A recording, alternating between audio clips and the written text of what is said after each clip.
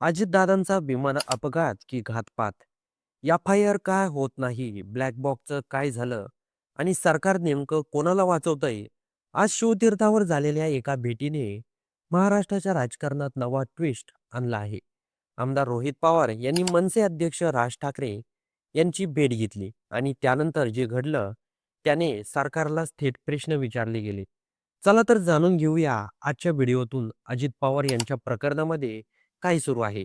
तर नमस्कार, मी आहे सुजित आणि आपण बघत आहात होऊ दे चर्चा.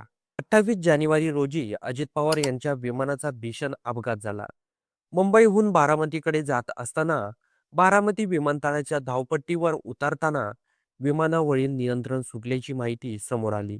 विमान जमिनीवर आपटले, स्फोट झाला आणि विमानाला आग लागली. या दुर्घटनेत अजित पवार यांच्यासह 5 जणांचा मृत्यू झाला. हा अपघात धुक्यामुळे झाला की यामागे काही वेगळं कारण आहे? हा प्रश्न सुरुवातीपासून उपस्थित होत आहे. याच पार्श्वभूमीवर रोहित पवार यांनी या अपघाताच्या तपासावर प्रश्नचिन्ह उपस्थित केला आहे. त्याचा मुख्य आक्षेप एकच, एफ-आय-आर का दाखल होत नाही?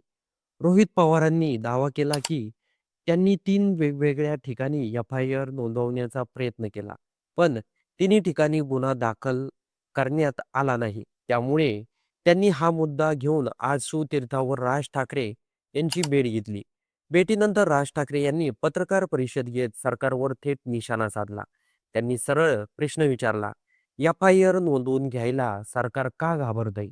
राज ठाकरे म्हणाले, सरकारच्या इतर गोष्टी बाजूला ठेवा. एक साधा एफ-आय-आर आहे, तो का घेतला जात नाही?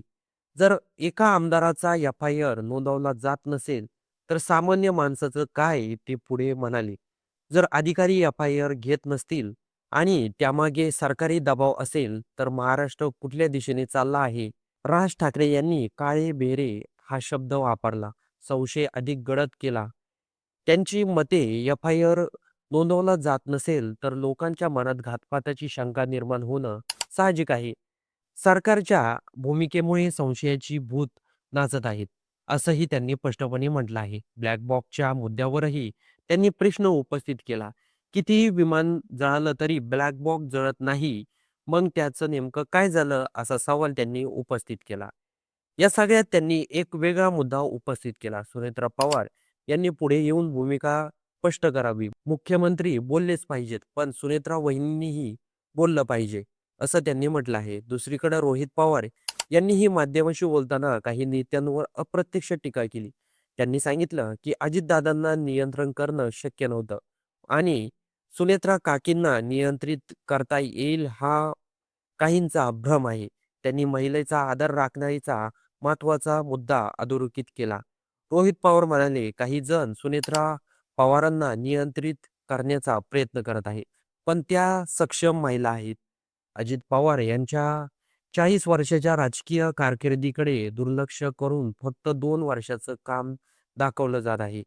याबद्दलही त्यांना खंत व्यक्त केली जात आहे.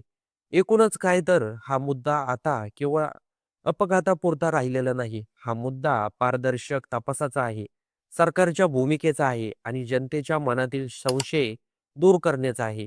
एफ-आय-आर नोंदवला जाईल का? सरकार यावर अधिकृत भूमिका मांडेल का?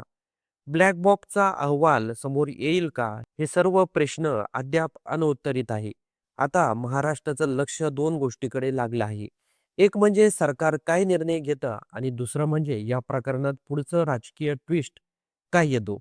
त्याचबरोबर आज सुनेत्रा पवार यांची एक पत्रकार परिषद पार पडली. या पत्रकार परिषदेमध्ये प्रफुल्ल पटेल आणि सुनील तटकरे यांनी सुनेत्रा पवार यांना जास्त बोलू दिलं नाही. असा एक व्हिडिओ व्हायरल झाला. त्याच व्हिडिओमध्ये काही आमदार बाजूला बोलताना दिसत आहे, की आसपासचे लोक पहिले अजितदादांना भेटू द्यायचे नाही. आता सुनेत्रा वहिनींना देखील भेटू देत नाही.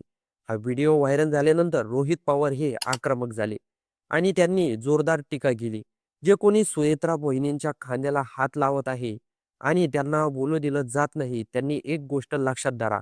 तुमचा गैरसमज मनातला काढून टाका. सुनेत्रा पवार देखील अजितदादांच्या पत्नी आहेत आणि त्या आपल्या पक्षाबद्दल बोलू शकतात. जे आजूबाजूला जे 4 लोक आहेत, हा इशारा रोहित पवारांनी त्यांच्यासाठी दिला आहे. अजित पवार या प्रकरणामध्ये रोहित पवार या आपल्या काकांना न्याय मिळावा यासाठी लढा देत आहे. आता या प्रकरणामध्ये राज ठाकरे यांनी देखील उडी घेतली आहे. तुमच्या मते हा फक्त दुर्दैवी अपघात आहे, की का तपासात काहीतरी उघड होणं बाकी आहे? कमेंटमध्ये नक्की तुमचं मत नक्की सांगा आणि पुढील अपडेटसाठी आपल्या होऊ द्या चर्चा चॅनलला सबस्क्राईब नक्की करा.